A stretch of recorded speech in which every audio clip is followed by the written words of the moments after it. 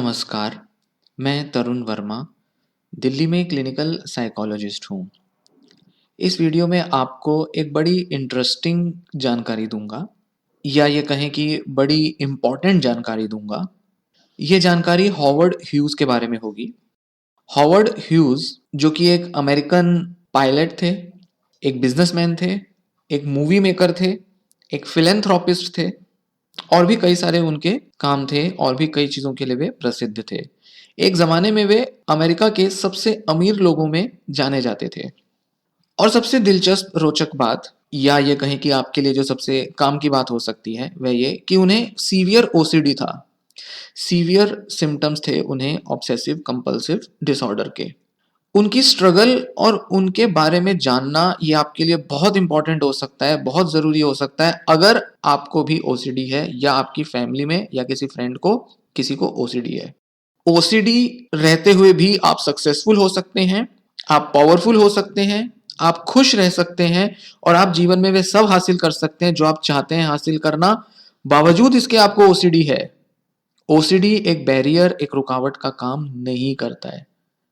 इसका एक बहुत अच्छा एग्जाम्पल, इसका एक बहुत अच्छा सबूत हमें हॉवर्ड ह्यूज की लाइफ में मिलता है, उसकी स्टोरी में मिलता है। उसके बारे में जानकर हमें पता चलता है कि ओसीडी कोई एक बड़ा बैरियर नहीं है सक्सेस और हैप्पीनेस के लिए।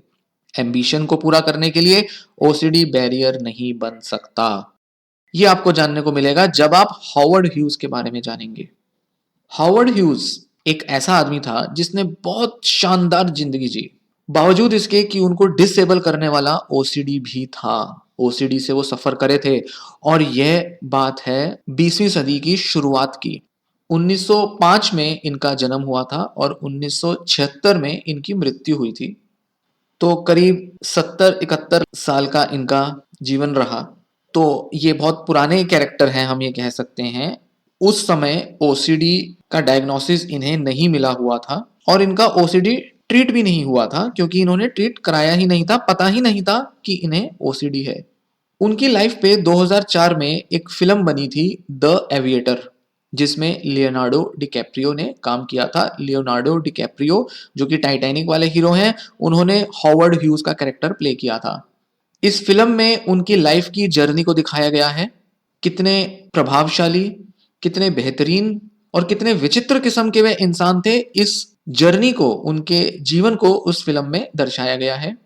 इस फिल्म में हमें दिखाया जाता है कि किस तरह से उन्हें जीवन में तरक्की मिली, किस तरह से वे बड़े संकी किस्म के इंसान थे, वे कितने अजीब किस्म के इंसान थे, कितने एम्बिशियस थे वे, कितने जिद्दी थे, इसमें यह दिखाया गया है। साथ ही साथ उनकी पर्सनल रिलेशंस, उनकी जो गर्लफ्रेंड्स रही थी फिल्म एक्ट्रेसेस के साथ, उनके बहुत सारे संबंध थे, उसको भी दर्शाया गया है। और साथ ही साथ उनकी बीमारी ओसीडी को भी इसमें बहुत अच्छे से दर्शाया गया है, बहुत अच्छे से डिपिक्ट किया है इसमें। लियोनार्डो डिकैप्रियो ने बहुत अच्छी एक्टिंग की है हॉवर्ड ह्यूज की, खासकर कि उनके ओसीडी वाले सिम्टम्स को जिस तरह से दिखाया है, जिस तरह से उन्होंने बिहेव किया है, एक्ट किया है, वो बहुत लाजवाब एक्टिंग है। और उनकी, लियोनार्डो डिकैप्रियो की, ये सबसे अच्छी ऑन स्क्रीन अपीयरेंस में से एक रही है। यहां तक कि ओसीडी का सबसे अच्छा डिपिक्शन अगर किसी फिल्म में मिलता है तो वो द एविएटर में लियोनार्डो डिकैप्रियो की एक्टिंग में हमें देखने को मिलता है। हॉवर्ड ह्यूज के कैरेक्टर को जो दर्शाया गया है उसमें देखने को मिलता है। इस जैसा कैरेक्टर आपको शायद ही फिल्म स्क्रीन पर देखने को मिले। ओसीडी जो है उसमें ऑब्सेशंस और कंपल्जन्स के दो तरह के सिम्टम्स देखने में आते हैं। मूवी में हमें ओसीडी नाम की कोई बीमारी का डायग्नोसिस तो नहीं दिखाया गया, ना ही पूरी मूवी में हमें ऑब्सेशंस या ऑब्सेशनल जैसे टर्म्स हमें कहीं सुनने को मिलते हैं, ना ही इस तरीके से कोई मेडिकल ट्रीटमेंट लेता हुआ हॉवर्ड ह्यूज को दिखाया गया है, ना ही यह दिखाया गया है कि उन्हें पता था कि उन्हें कोई बीमारी है। हाँ, ये पता था कि थोड़ा अजीब वो बिहेव करते हैं, उनको किसी तरह के डर हैं, किसी तरीके की चिंताएं हैं उनको, उनकी थिंकिंग जो है वो थोड़ी वियर्ड है, थोड़ी अनरियलिस्टिक है, ये वो अक्सर कहते हुए दिखाई पड़ते हैं मूवी में। आसपास के उनके जो कुछ लोग हैं, जो जानकार हैं उनके, जो उनके बहुत क्लोज थे, वो उनके इस बिहेवियर को जानते थे, इस बिहेवियर के अजीबोगरीब नेचर को समझते थे, पहचानते थे और उसके अकॉर्डिंग उन्होंने अडेप्ट भी किया हुआ था। वो समझते थे हॉवर्ड ह्यूज के साथ कुछ तो परेशानी है, कुछ तो वो अजीबोगरीब बर्ताव करते हैं। कई अलग-अलग जगह पर अलग-अलग सीवियरिटी में ओसीडी के सिम्पटम्स को दिखाया गया है। किसी-किसी जगह पर तो थोड़े-थोड़े कंसर्न्स दिखाए गए हैं कि वो गंदगी को लेकर कॉन्शियस हो जाते हैं, चिंता करते हैं, ऑर्डर रखना चाहते हैं, हर चीज़ को बड़ा ऑर्गनाइज़्ड करना चाहते हैं, साथ ही साथ परफेक्शन चाहते हैं। कई जगहों पर इसको कई-कई तरह से दिखाया गया है। और एक्टिंग जो है इतनी नेचुरल है लियोनार्डो डिकैप्रियो की, लगेगा आपको कि जैसे कोई सच में एक ऐसा पर्सन है हमारी स्क्रीन पर जिसे हम देख रहे हैं, जिसको ओसीडी ही होगा। इसलिए ये जो पूरा मूवी को देखने का जो एक्सपीरियंस है, पूरा जो उसमें जो डिपिक्शन है, वो बहुत लाजवाब है, बहुत शानदार है। ये मूवी देखते ही बनती है। अगर आपने देख रखी है, तो आप समझ रहे होंगे मैं क्या कह रहा हूँ। अगर आपने नहीं देखी है, तो इस वीडियो को सुनने के बाद सबसे पहला काम करें, ये फ़िल्म देखें। ये फ़िल्म ज़रूर देखें अगर आपको ओसीडी है या आपकी फैमिली में किसी को ओसीडी है तो। इसका हिंदी में डब्ड वर्ज़न भी आपको देखने में मिल जाएगा, आपको इंग्लिश में भी ये मूवी देखने में मिल जाएगी। किस तरह की ऑब्सेशंस देखने में आई फ़िल्म के अंदर हॉवर्ड ह्यूज़ में? फ़िल्म के अंदर हॉवर्ड ह्यूज़ को जर्मोफ़ोबिया से संघर्ष करता हुआ दिखाया गया है। उनके अंदर एक ऑब्सेसिव नीड है कि हमेशा उन्हें क्लीन रहना है, अपने आस-पास की सराउंडिंग्स को बहुत साफ-सुथरा रखना है। पूरी फ़िल्म में उनको गंदगी के प्रति कंसर्न शो करता हुआ दिखाया गया है। बार-बार उनकी जो आईब्रोज़ हैं वो ऊपर हो जाती हैं, आँखें एकदम से सतर्क हो जाती हैं, एकदम से वो बिल्कुल शांत और एकदम सोचते हुए दिखाई देते हैं, एकदम से गंभीर हो जाते हैं, अटक जाते हैं और अपने ही ख़्यालों में खो जाते हैं, लॉस्ट हो जाते हैं, कुछ सोचने लगते हैं क्योंकि वो एकदम से सतर्क हो जाते हैं गंदगी को लेकर। जहाँ भी उन्होंने आस-पास कुछ गंदगी को देखा या किसी व्यक्ति से उन्हें ऐसा एहसास आया कि गंदगी लग सकती है, एकदम सतर्क हो जाते हैं, अपने सारे ज़रूरी काम छोड़कर उसी में उलझ जाते हैं। जो कि सबसे कॉमन सिम्पटम्स में से एक आता है ओसीडी में, या हमें ये बिहेवियर देखने में आता है कि वो व्यक्ति जो होता है अपने लाइफ के काफ़ी सारे कामों को छोड़कर ओसीडी के सिम्पटम में उलझ जाता है, या ये कहें कि उसकी लाइफ के जो फंक्शनिंग है वो डिस्टर्ब हो जाती है, लाइफ की फंक्शनिंग में इंटरफेयर करती हैं उसकी ऑब्सेशंस। ये बहुत क्लियरली इस मूवी में दिखाया गया है, बहुत क्लियरली एविएटर के इस कैरेक्टर में दिखाई देता है हमें। हर समय इस कैरेक्टर को, हॉवर्ड ह्यूज़ को, गंदगी परेशान करती है, ऐसा देखा है हमने इस मूवी में। हॉवर्ड ह्यूज़ जो हैं, वो कई बार अलग-अलग जगह पर फ़िल्म के अंदर ऐसा बोलते हैं कि हाँ, मेरी थिंकिंग थोड़ी अजीब है, मैं थोड़ा पैरानॉइड और थोड़ा शकी टाइप हूँ, थोड़ा अजीब तरीके से मैं सोचता हूँ, पर मैं ऐसा सोचने से खुद को रोक नहीं पाता, खुद को कंट्रोल नहीं कर पाता, खुद की मदद नहीं कर पाता, पर फिर भी मुझे ये थॉट्स आती हैं और मैं इनसे छुटकारा नहीं पा पाता, ऐसा वो कई जगह एक्सप्रेस करते हुए दिखाई देते हैं।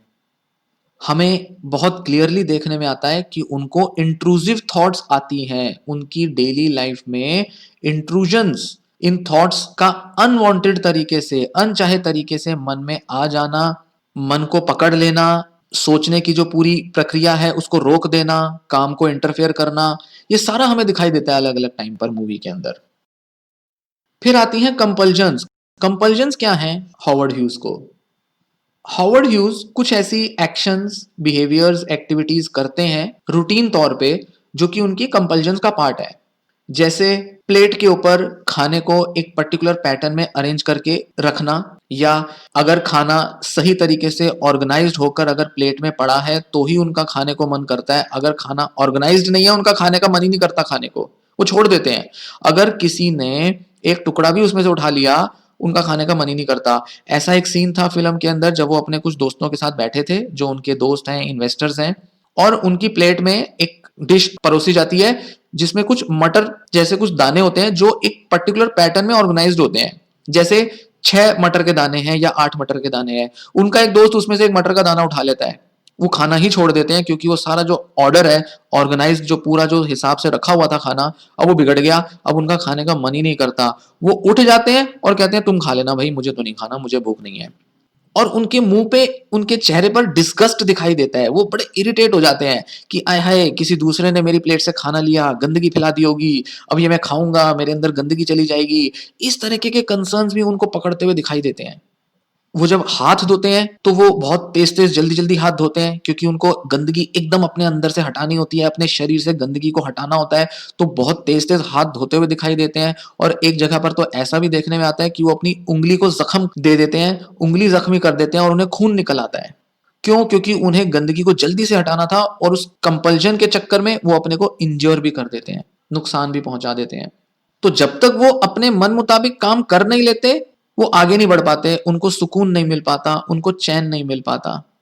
और अगर वो काम अटक जाए, अगर वो कंपल्जन परफॉर्म ना कर पाए, तो वो उस काम को छोड़ देते हैं, दूर हो जाते हैं, और जब तक वो दूर नहीं होते उन्हें रिलीफ नहीं मिलता। जैसे एक इंसिडेंट आया था जहां अपनी फैक्ट्री में, वो एयरप्लेन की फैक्ट्री है उनकी जहां पर हवाई जहाज बनते थे, एक बूढ़ा आदमी सफाई कर रहा था, झाड़ू लगा रहा था, तो गंदगी उड़ी, धूल उड़ी। तो पहले तो उन्होंने डिसाइड किया कि इस आदमी को काम से निकाल दो। फिर उसके बाद वो वहां से बाहर गए, बहुत परेशान हो गए, अपनी गाड़ी में बैठे, और गाड़ी में बैठ के उन्होंने क्वारंटीन की स्पेलिंग्स बोली, QUARANTINE। जब तक उन्होंने बड़े आराम से एक जगह बैठकर क्वारंटीन बोल नहीं दिया, उनको चैन नहीं आया। और जब उन्होंने क्वारंटीन बोला, उनको एक बड़ा ही अजीब सा रिलीफ मिला, बड़ी खुशी मिली, बड़ा सुकून मिला। तब जाके उन्हें लगा कि चलो अब शांति मिली। अदरवाइज वो पूरा फैक्ट्री में जब उन्होंने उसको देखा था, उसके बाद से वो इतना डिस्टर्ब हो गए थे, इतने परेशान हो गए थे कि अपनी डिस्कशन को, इंपॉर्टेंट बिजनेस डिस्कशन को बीच में छोड़ के गाड़ी में आके बैठ गए।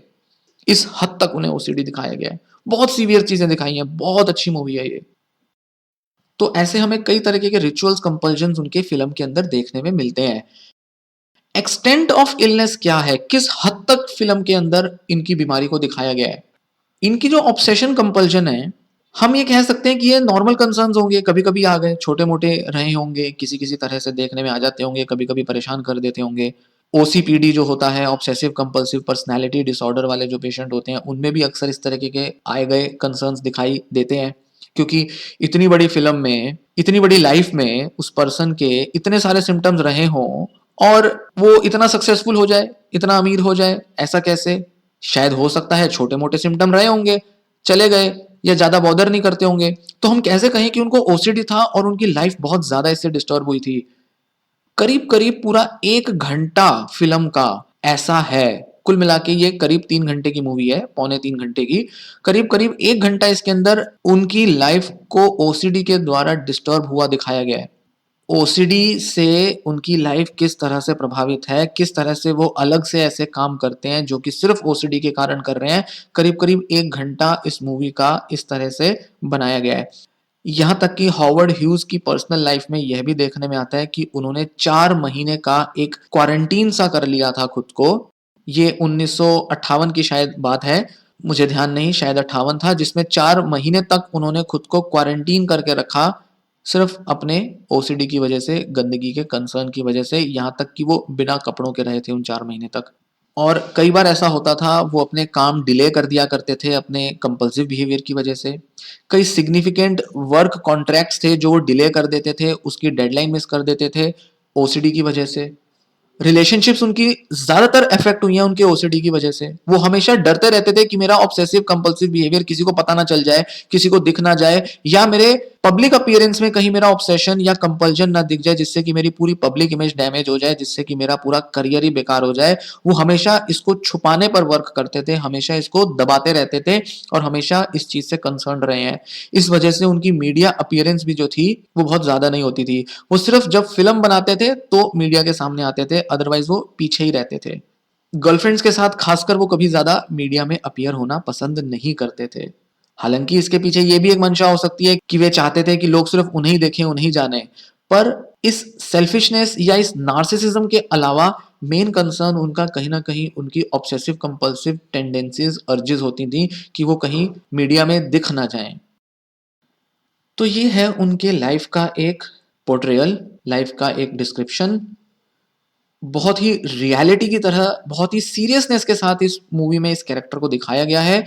पहली बार ओसीडी को इतने अच्छे से किसी मूवी में दिखाया गया है, इतनी सीरियसनेस और रियलिटी के साथ।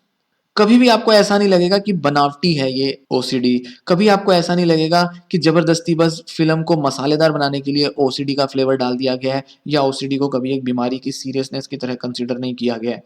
नहीं, आज के हिसाब से 2004 में जब ये मूवी बनी है, ओसीडी एक बहुत वेल डायग्नोस्ड, वेल रिकॉग्नाइज्ड बीमारी की तरह पहचानी जा चुकी थी, जा चुकी है।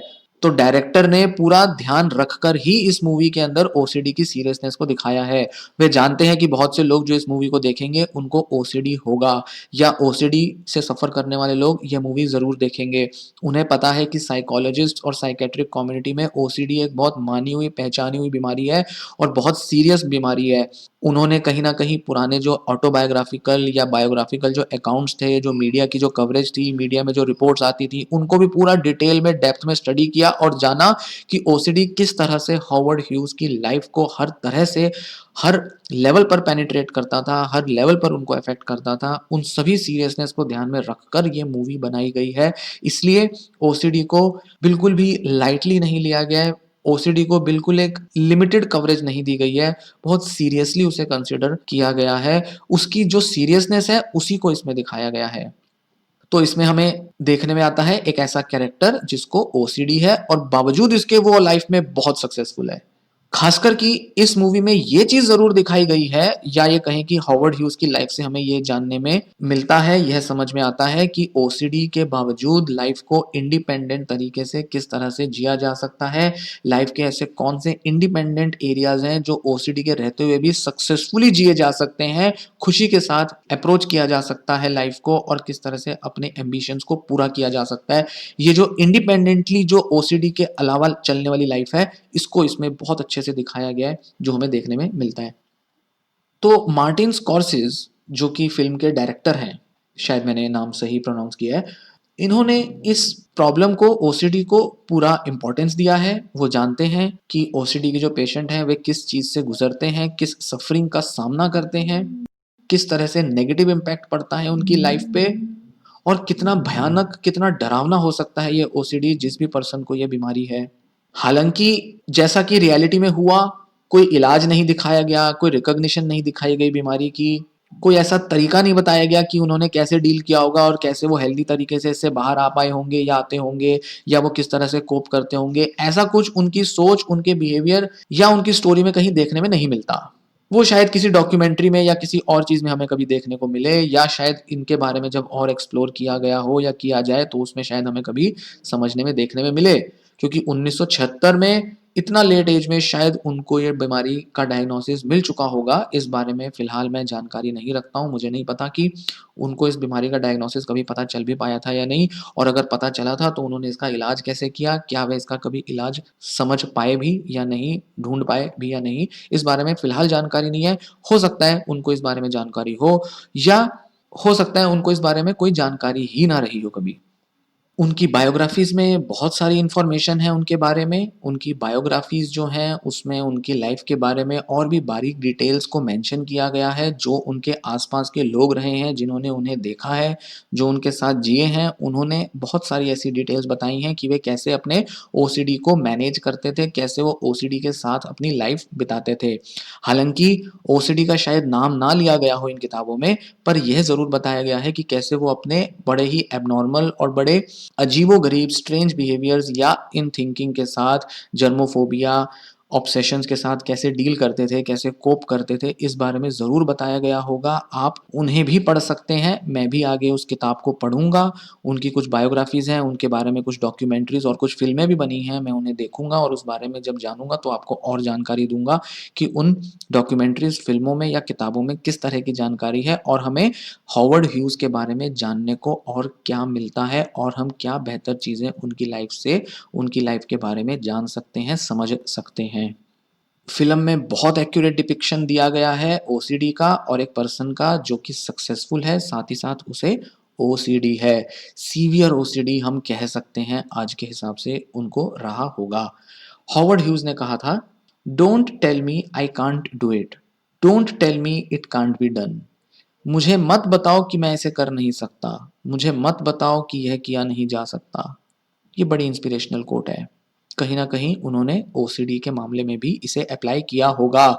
वे जानते होंगे, ये मत बताओ कि ओसीडी के रहते हुए भी मैं नहीं कर सकता। ये मत बताओ मुझे कि ओसीडी के रहते हुए भी ये नहीं किया जा सकेगा। यह किया जा सकता है। मुझे ओसीडी है, फिर भी मैं कर सकता हूँ। मुझे ओसीडी है, फिर भी यह किया जा सकता है। वीडियो लाइक करें, चैनल सब्सक्राइब करें अगर आपने नहीं किया है तो, कमेंट करें वीडियो के नीचे, कोई क्वेश्चन हो या अपना कोई फीडबैक हो, अपना कोई व्यू हो, बताएँ, साथ ही साथ वीडियो को शेयर करें किसी भी ऐसे पर्सन के साथ जिसे इसकी ज़रूरत हो सकती है, या सोशल मीडिया पर इसे शेयर करें ताकि दूसरे जो लोग हैं जिन्हें यह इन्फॉर्मेशन हेल्पफुल लग सकती है, वे इससे फ़ायदा ले पाएँ, इसका लाभ उठा पाएँ। धन्यवाद।